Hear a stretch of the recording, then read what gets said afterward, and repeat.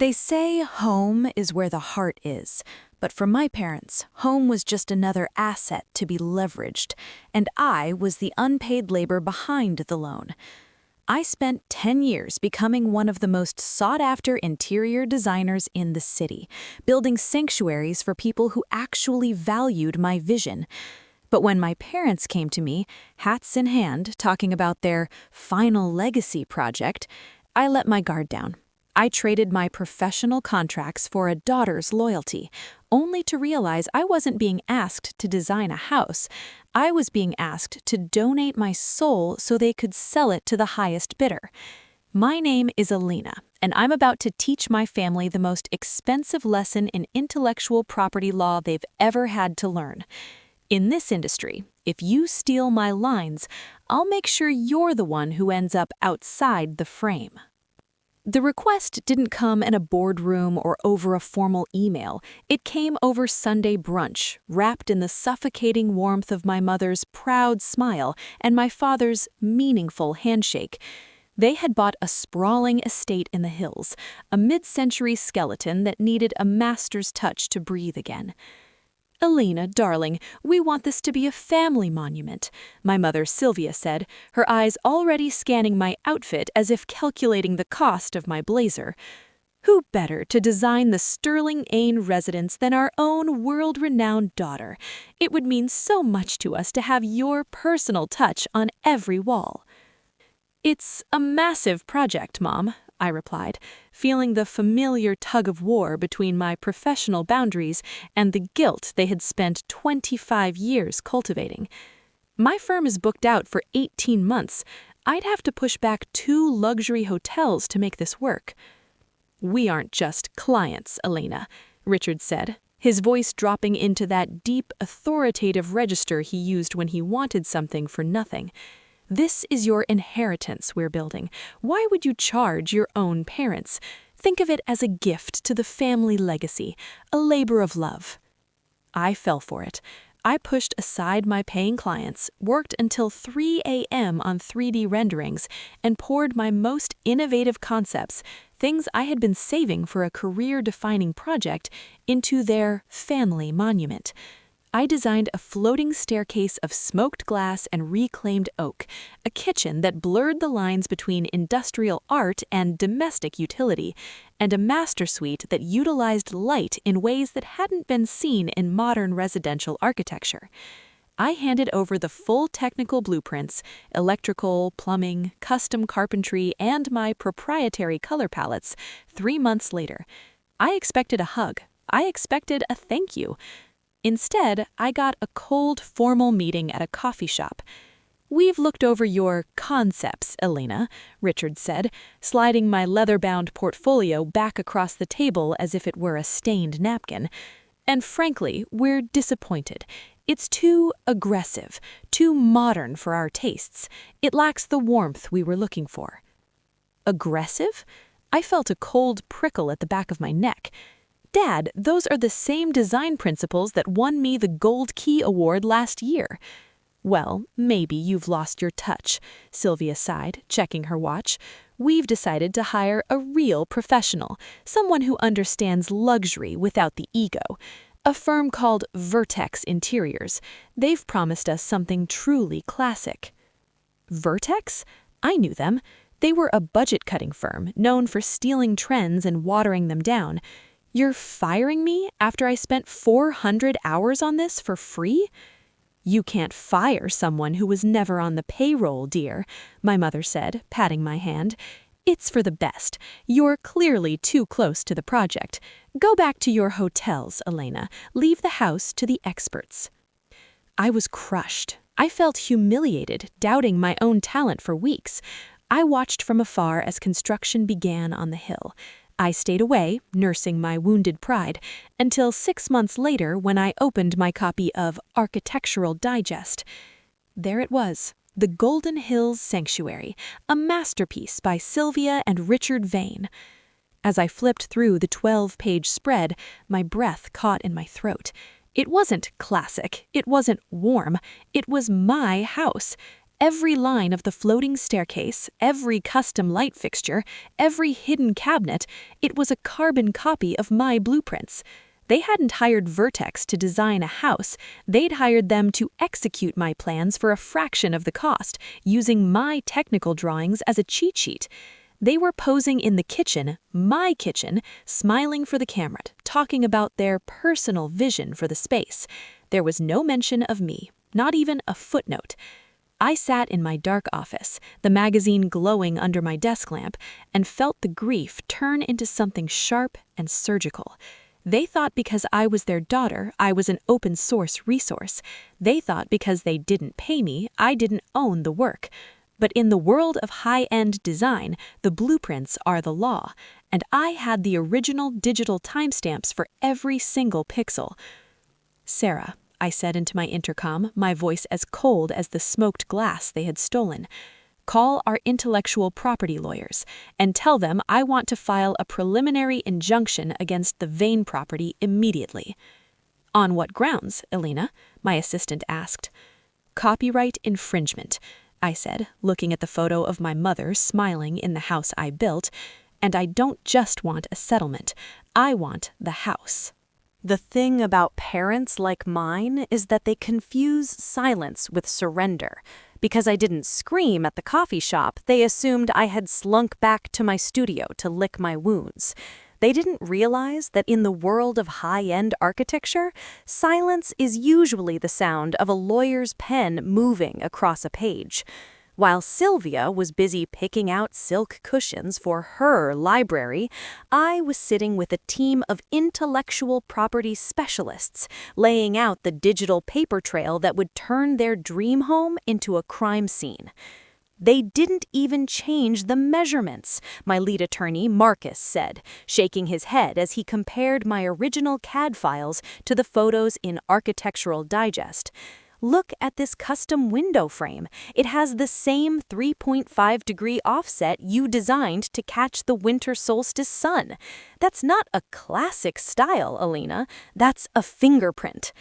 "I want them served," I said, leaning back in my chair, "but not just for a settlement. I want a lis pendens filed against the property immediately." A lis pendens is a beautiful, lethal thing. It's a formal notice that a lawsuit is pending regarding the title or ownership of a property. Effectively, it freezes the asset. You can't sell it, you can't refinance it, and no sane buyer will touch it with a 10-foot pole. The timing was intentional. Through the industry grapevine, I knew my father's commercial real estate empire was over-leveraged. They weren't building this house to live in, they were building it to flip to a tech billionaire for a $20 million profit to save their own skin. They needed that sale to happen by the end of the quarter. The confrontation happened 3 days later. My mother called me, her voice shrill and vibrating with an octave I hadn't heard since I accidentally broke her favorite vase at age 7.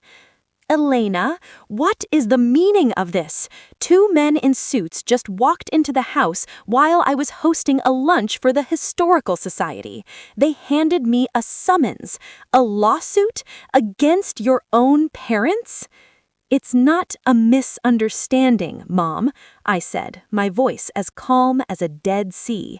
"It's a copyright infringement. You stole my blueprints, you gave them to Vertex, and you used them to build a house you're now trying to sell for a massive profit. That work belongs to my firm."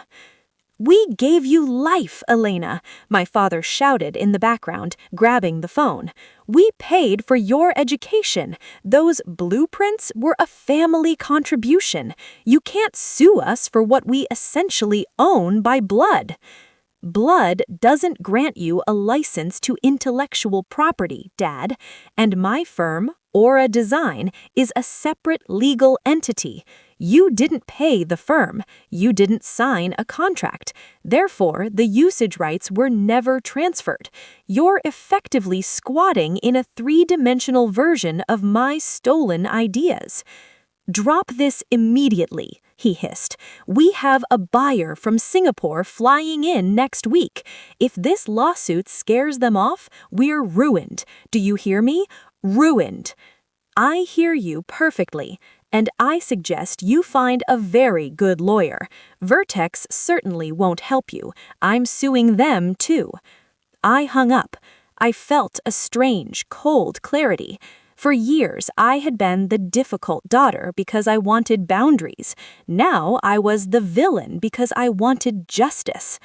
That night, I drove up to the hill. I parked at the base of the driveway and looked up at the house. It was glowing against the dark sky, a perfect, luminous structure of glass and stone. It was the best thing I had ever designed. Every line was a piece of my heart. Every shadow was a calculated emotion. And they had turned it into a cheap payday. I knew they were inside, probably pacing the floors I designed, drinking wine in the kitchen I mapped out, terrified that their house of cards was about to collapse. They underestimated the soft daughter. They thought my passion was a weakness they could exploit. But as the quarter drew to a close and the Singaporean buyer backed out due to the legal encumbrances on the title, I realized that the trap was working. My parents were drowning in the overhead of a house they couldn't sell and a debt they couldn't pay. The bank is starting to look at their other assets, Elena, Marcus told me a week later. The house is headed for a forced liquidation. They're desperate. They want to settle. No settlement, I said, looking at the blueprint on my wall. Let it go to the auction block. I want the world to see what happens when you try to build a life on someone else's foundation. In the elite circles of design and real estate, reputation is the only currency that matters more than cash. When the formal retraction appeared in the digital edition of Architectural Digest, it was like a social nuclear strike. The headline didn't just credit me, it effectively called my parents thieves in front of the very people they spent their lives trying to impress. Correction, the Golden Hills Sanctuary, previously attributed to Sylvia and Richard Vane, has been identified as the proprietary intellectual property of Elena Vane and Aura Design. A legal stay has been placed on the property due to ongoing copyright litigation. The fallout was instantaneous. Sylvia was unceremoniously dropped from the board of the Contemporary Art Museum. Richard's investment partners began pulling out of his other projects, citing ethical concerns and unpredictable legal liabilities. They weren't just losing a house, they were losing their standing in the world they worshipped. "How could you do this to us in public?" Sylvia screamed when she cornered me outside my studio one rainy Tuesday. She looked disheveled, her expensive coat soaked, her eyes manic. "Everyone is talking, Elena. People I've known for 30 years won't return my calls. You've made us pariahs." "You made yourselves pariahs the moment you put your names on my work, Mom," I said, signaling my security guard to keep his distance but stay alert. "You wanted the prestige of a world-class designer without the cost. Now you're paying the price in a different way." "We're family," she sobbed, and for a second the old guilt flickered in my chest. "Families don't sue each other in the press. We can fix this. We'll give you a percentage of the sale when it goes through. We'll even add your name to the plaque in the foyer. Just drop the injunction so we can close the deal with the new buyers." "There are no new buyers, Mom. No one is going to buy a house that is the subject of a federal copyright suit," I replied. "And I don't want a percentage of a sale. I want the total recognition that you stole the soul of my career to decorate your ego." The pressure from the rest of the family started shortly after. Aunts I hadn't spoken to in years called to tell me I was cold-hearted. My brother sent me texts calling me a traitor and a vulture. They saw the Vane fortune crumbling and realized their own safety nets were attached to it. They didn't care about the ethics of the theft. They only cared about the discomfort of the consequences. But I remained a fortress. I spent my days in court hearings, watching Richard's lawyers try to argue that a daughter's advice over brunch constituted a work-for-hire verbal agreement. My legal team tore them apart. We produced the original metadata from my server, proving that the blueprints had been fully realized months before my parents even bought the land. "The evidence is overwhelming, Your Honor," Marcus said during the preliminary hearing. "The defendants didn't just take inspiration, they took the exact CAD files. They even kept the custom serial numbers for the Italian marble slabs that were ordered under the plaintiff's firm's account." By the end of the month, the bank had seen enough.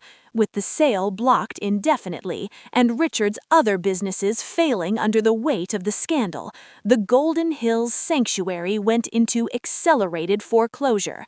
The bridge loans they had taken out to finish the construction became a noose. I received a final email from my father. No more shouting, no more family talk, just the cold, defeated words of a man who had lost his gamble. "It's going to public auction, Elena. I hope you're happy. You've successfully destroyed the very thing we built for your future." "He still doesn't get it," I told Marcus as I read the screen. "He thinks he built it for me. He never realized I was the one who built it for myself, and he just happened to be standing in the way."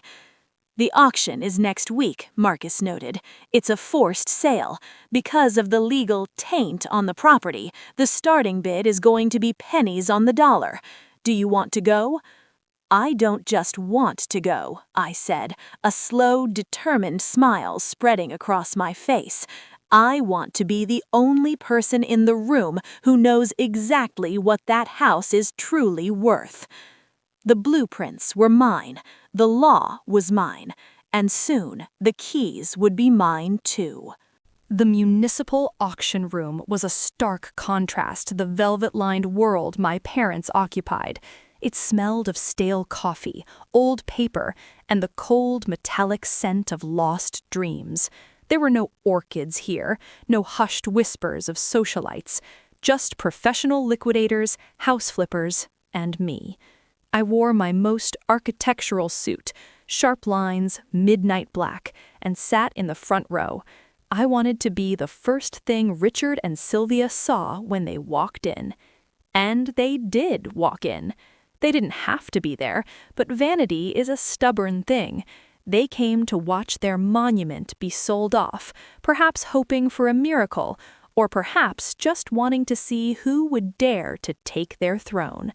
When Sylvia saw me, she gasped, her hand flying to her throat. Richard just looked tired, his face a map of the last 3 months of litigation.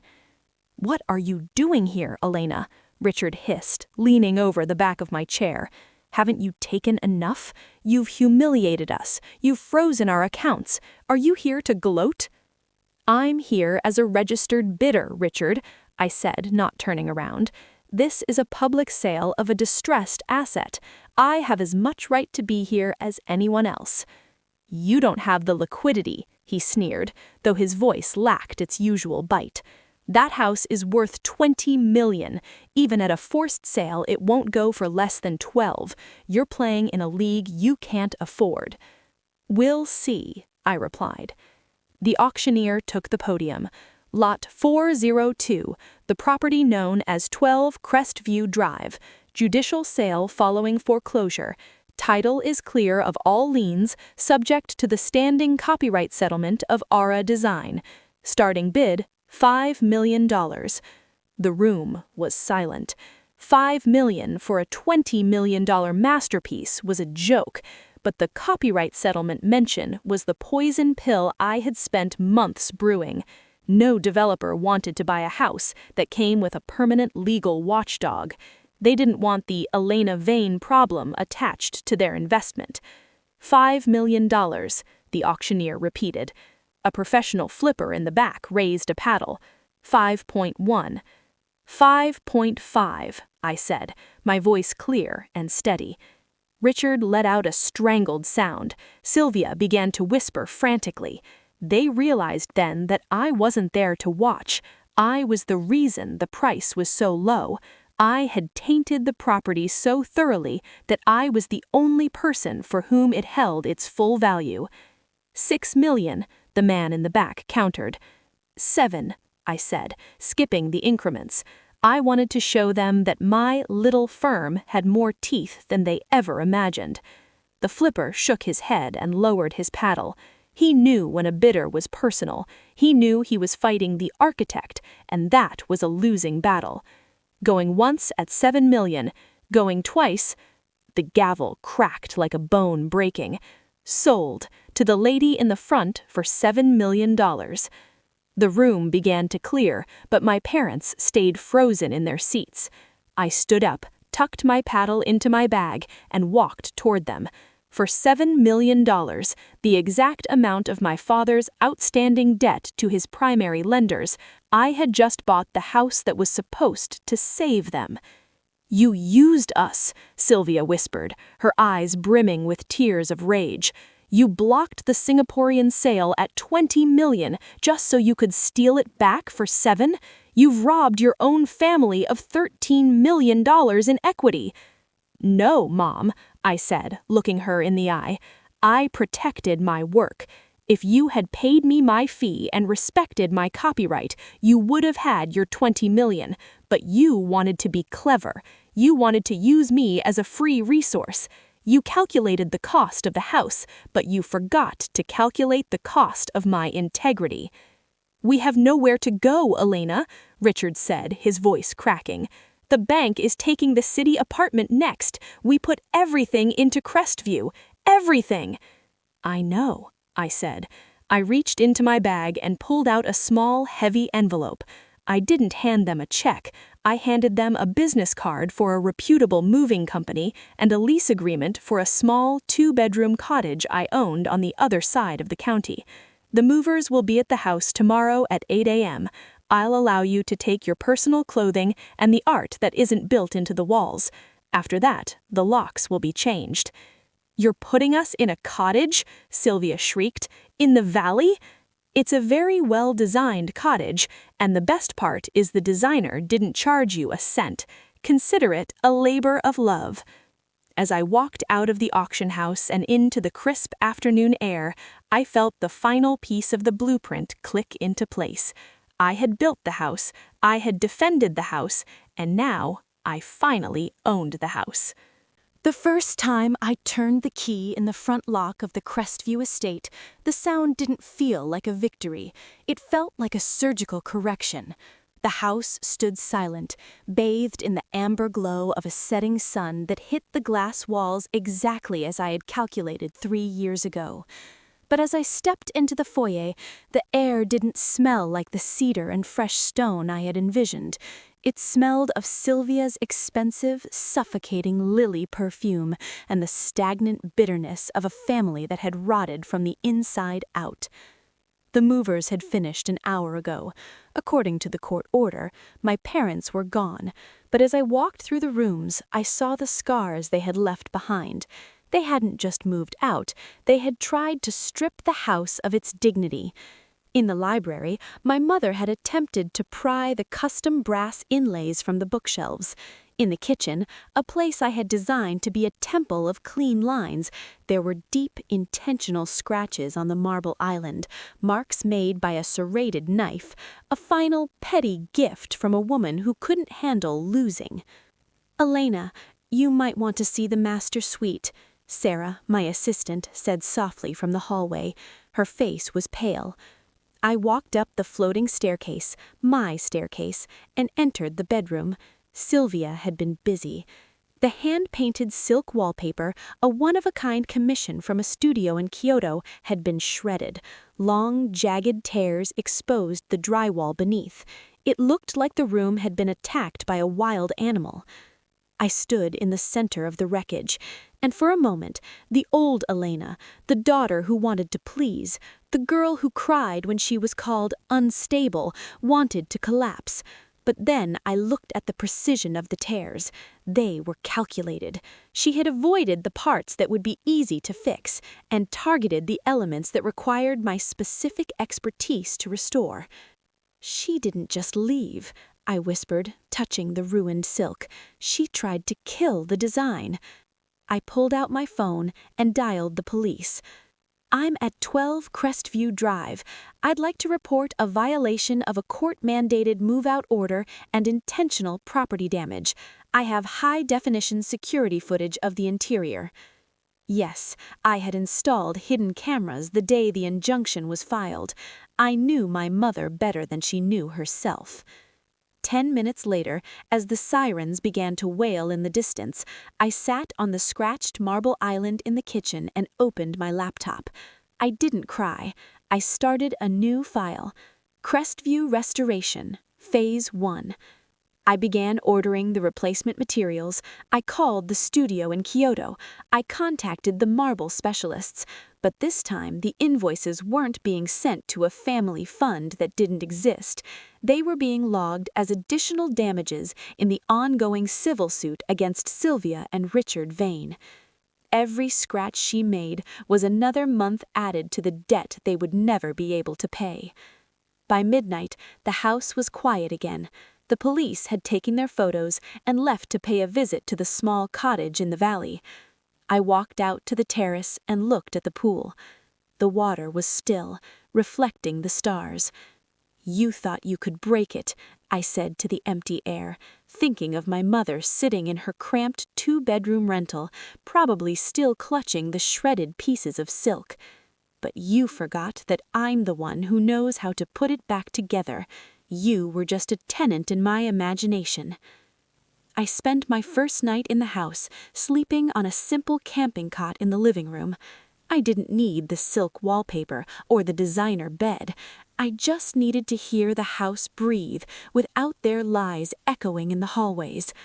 I was the architect, the owner, and the guardian, and tomorrow I would start erasing every trace they had ever left.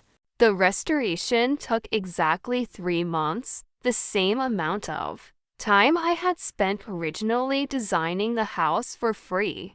This time, however, every hammer blow and every brushstroke was an act of reclamation.